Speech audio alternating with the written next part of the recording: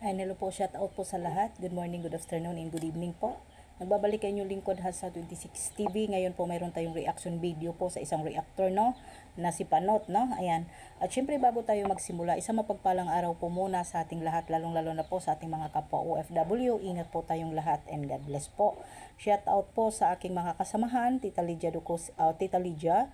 Shout out po at ayan Jacqueline Ducusin, ayan po si Sis Ermagalon, Sis Hayat Samoras, at syempre po kay Silpe Eats, at shout out din po kay kapatid ka works, at kay Atiglo, siyempre inyong lingkod sa 26 TV, at sa Team Guapa, at sa mga sponsor sa ating dalaga na si BBBNC, shout out po, at syempre shout out po sa Pamilya Batalero, no? Ayan. Ang aking reaction for today ay about po dito sa isang si Manang Panot, no?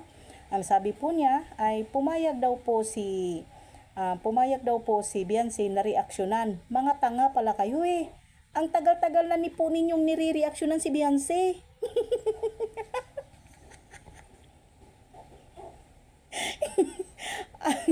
Ano ba? Natatawa ako sa reaksyon mo, Panot. Pumayag na daw si Beyonce na reaksyonan si ay ang tagal-tagal na po ninyong nireaksyonan si Beyonce at ang Pamilya Batalero. Common sense naman po. Diba? Common sense naman po. Ako'y natatawa sa reaksyon mo ay Manang Panot. Sa totoo lang, natatawa ako sa reaksyon mo na pumapayag na daw si Beyonce na re-reaksyonan siya sa kanyang mga video at sa mga live. Ang tagal na po, kahit po hindi pa po si Beyonce vlogger, kahit hindi pa po siya nagla-live, nire-reaksyonan niyo pa, matagal na. Para lang may content kayo. Ang dami ko tawa sa inyo. Naaawa talaga ako sa inyo, sa totoo lang. Kahit man po sabihin ni Beyonce ayaw, gusto niyo mag-reaction sa kanya eh. Kasi dyan kayo kumikita. Maraming views kay Beyonce. Kasi maraming galit po ng mga supporter ng Kalingap kay Beyonce. Di ba? Tapos ngayon sasabihin, pumayag. Ilang buwan na po ba ninyong pinapakialaman si Beyonce? Kahit sabihin pa po ni Beyonce, kahit makiusap pa po, ginawa na po ni Beyonce yan noon. Nakiusap na tama na po. Ayan, may pag-uusap na po at nag-uusap na po at humingi na po ng kapatawaran ng bawat isa. Ginawa po ba ng mga reaktor ng Kalingap? Hindi. Patuloy pa rin pong nire-reaksyonan at binubuli at nilalait at binabastos po ang kanyang pamilya. Bakit nga po ba humantong sa pagpapatulpo na tinatawag ninyong Queen of Tulpo? Sino po ba ang Queen of Tulpo? Mayroong queen, mayroong ding king. Kitang-kita ninyo yung mali ng Pamilya Batalero, pero hindi nyo nakikita yung namumuno dyan. Nasiya naman po talaga. Ano yung mali? Accept naman kahit konti, kahit na kayo mali nyo eh. Kahit nga kayo eh, may mali kayo eh. Ilang ulit na pong nakikiusap si Beyonce at ang Pamilya Batalero. Pinapakinggan nyo po ba ang pakiusap niya? Akala nyo kung sino pong malinis yung manyakis na pinagtatanggol nyo? Na kung ano-ano na ganito si ganito, kung ano na lang po ang sinasabi ninyo? Akala nyo kasi kung sino po kayo eh. Wala na po. Wala na, kahit pa ulit-ulit pa ninyo, hanggang kailan po kayo mamatay dyan sa pagre-reaction kay Beyonce? Gulang.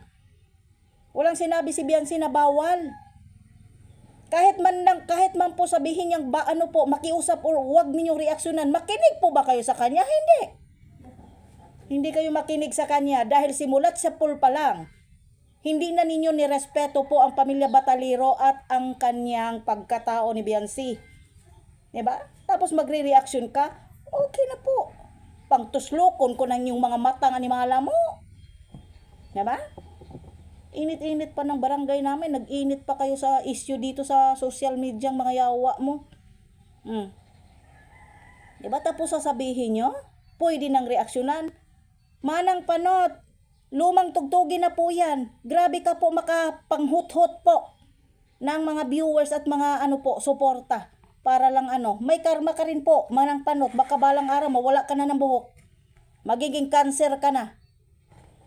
Ayaw pagpalabi kay may anak kang babae. Ha? Huwag kaya masyadong ano, huwag ka masyadong maging ano, huwag ka masyadong ipokrita. Dahil matagal ka ng ipokrita. Ha? Sa live nga ni Bibi Beyonce, kahit paulit-ulit po pang reaksyonan yan eh. Kikita ka pa rin. Dahil maraming nang galit kay ano po sa pamilya Batalero lang dahil sa utang na loob, punyitang utang na loob na yan.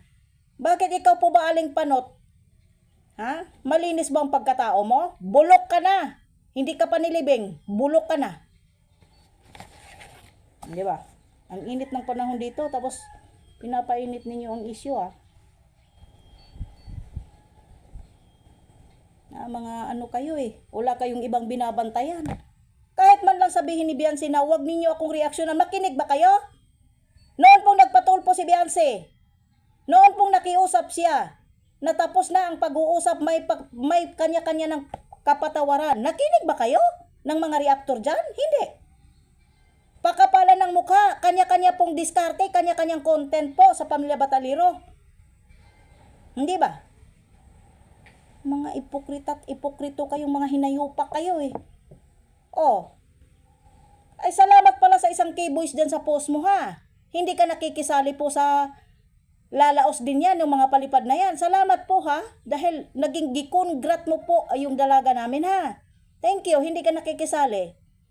Thank you po ha. Yung isang K-boys dyan, nag-post ng wala naman po talaga. Maganda po ang kanyang post. Hindi katulad ng post ng iba.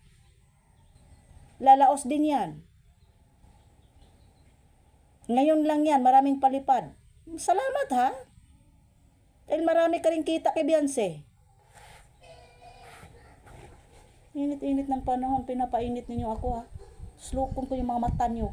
Oh, Aling Panot, makinig ka. Baka sa susunod yung anak mo ang manyakin. Huwag si Beyonce ang bantayan mo. Baka ang anak mo binamanyak na ng iba. O baka yung anak mo ang nangmamanyak ng iba. Ha? Huwag puro manyak.